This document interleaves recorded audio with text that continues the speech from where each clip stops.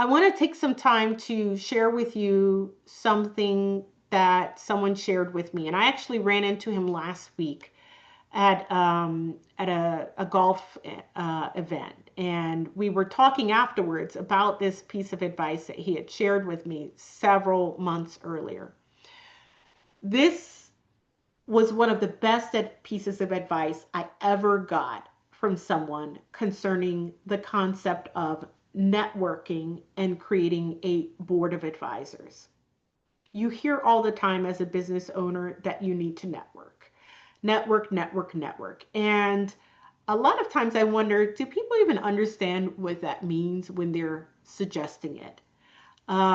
Because if you ask them for, well, get specific. Oh, it means go to a bunch of events, meet a bunch of people, follow up with them, and keep trying. It takes a long time. What this person explained to me was so much more effective immediately than any other advice I ever got about networking. So the way he positioned it is you want to think about where you want to be in 5 years, not 10 years, 5 years. Where do you want to be in 5 years?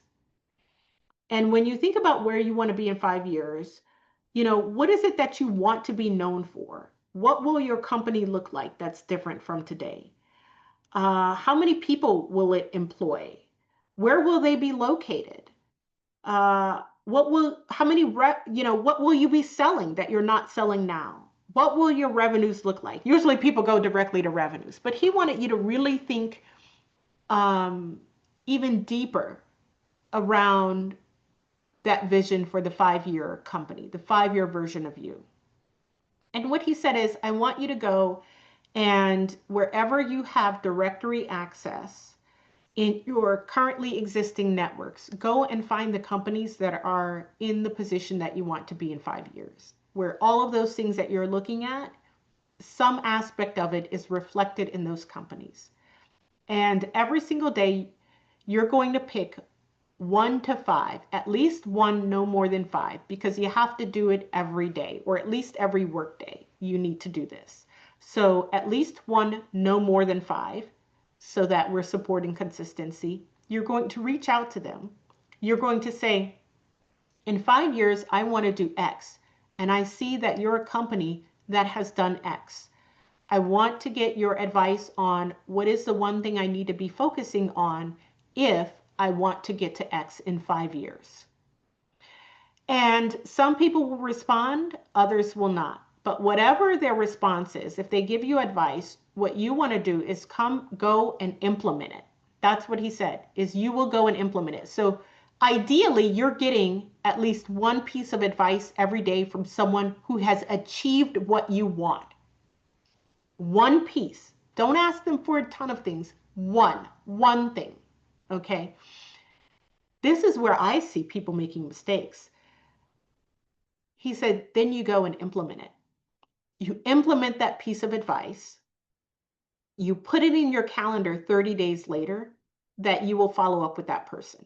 So 30 days later, you reach back out and you tell them, on July 28th, Lenore, you told me, I'm just giving you an example. That's when we're doing this. So on July 28th, Lenore, you told me to go out and do this.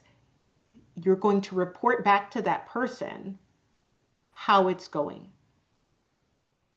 So I actually reported back to him. I had applied for a program. We'd applied for the Goldman Sachs 10,000 Small Businesses program.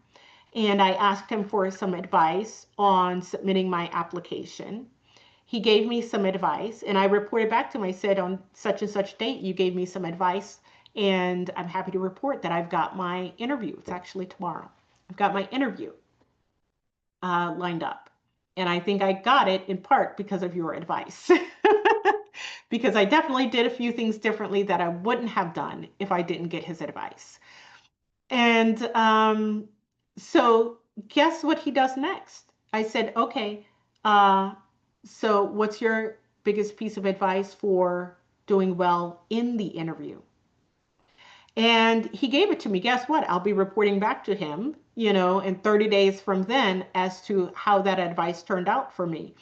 But it's that reporting back to the people who gave you advice that I see as a critical missing element.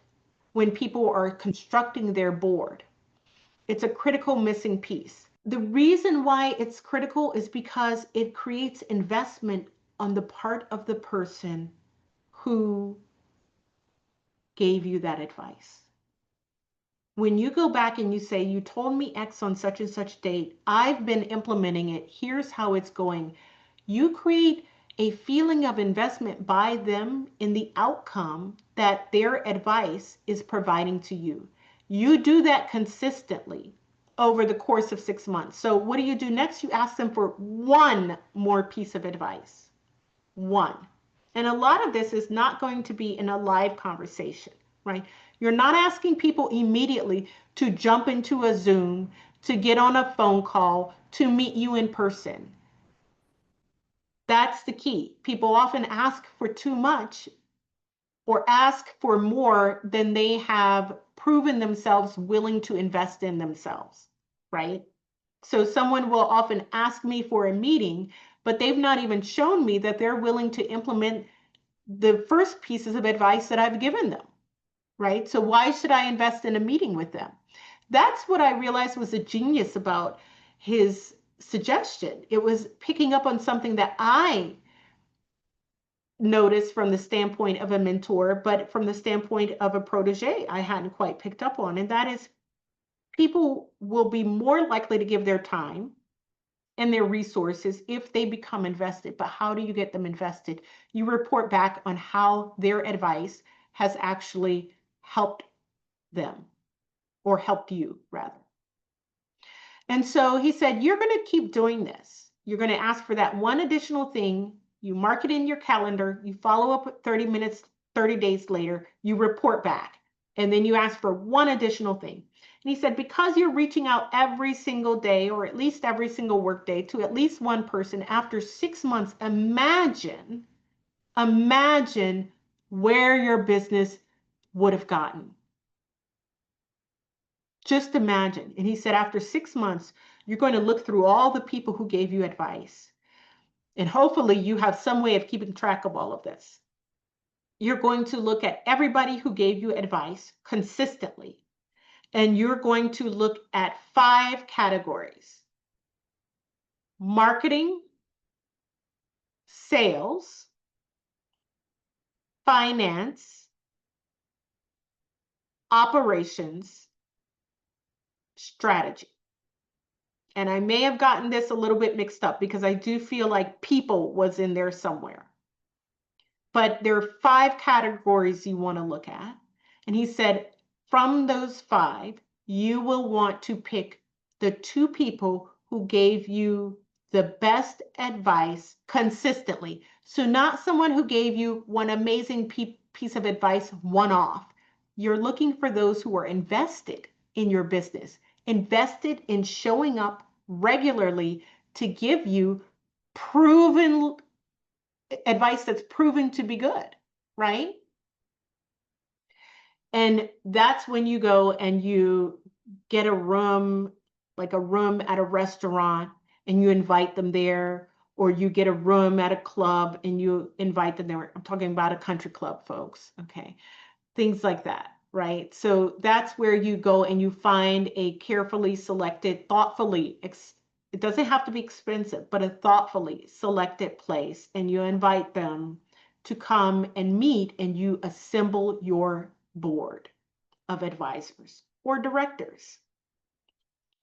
So if you're looking to scale and sell, that is one avenue for you to create a powerful board. You may have people who you've known a really long time who will end up on that board. But what you're doing is you're making sure you're choosing people who are invested in seeing you realize your vision, who have a proven capability, and you've carefully selected them based off of specific areas that you know you're going to need consistently good advice in. Personally, I felt like it was brilliant, a brilliant way of presenting it. It was immediately actionable, and it explained it in a way that so few people have explained it before when they say, well, you need a network. It's like, okay, can you explain that a little bit better? And it's truly that part, not just about you have to keep reaching out to them and say what and do what. These are the things people aren't explaining to competent business owners, but everybody's got something to learn.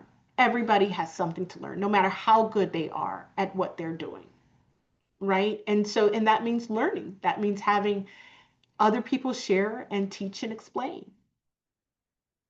So that's that's what I would say is if you want to sell down the line, you really want to be thoughtful about how you are proceeding and give it attention early, because once your business gets going, once you start actually having to deal with delivery and hiring and administrative items, and if you get caught up in that day to day and don't get to be a CEO dealing with your board that's established, it becomes very hard for you to put it in place later on, because it's so hard creating that space for you to step out of the business, right?